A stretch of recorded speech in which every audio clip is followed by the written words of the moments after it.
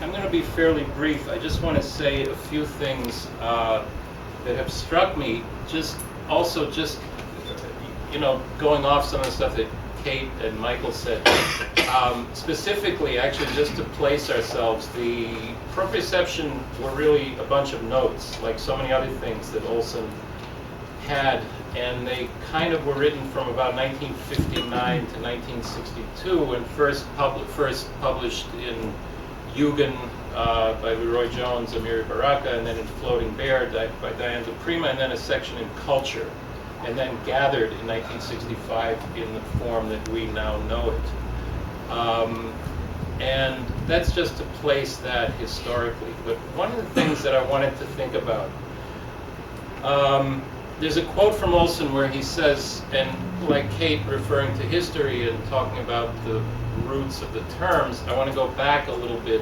Olson writes that the archaeological discoveries of the past centuries have supplied, directly from the ground, substantive and narrative physicality to previously discursive language and thought.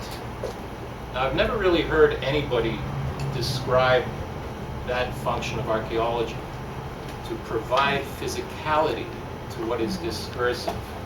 And so I want to point out a contemporary and a very major contemporary of Charles Olson's, Sun Ra, a musician.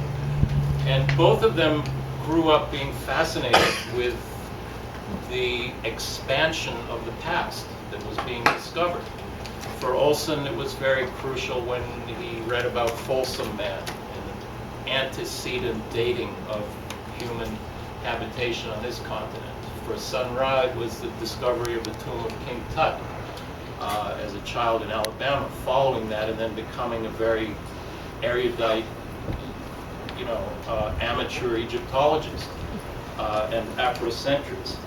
And so I wanted to think about the idea that Olson is prescient to, by the time proprioception is written, even before that, really, by the time he begins really thinking in the mid to late 40s about these things, and you could even say previously, he's prescient to the idea that the past is also being closed off, that the discovery of the past is ending.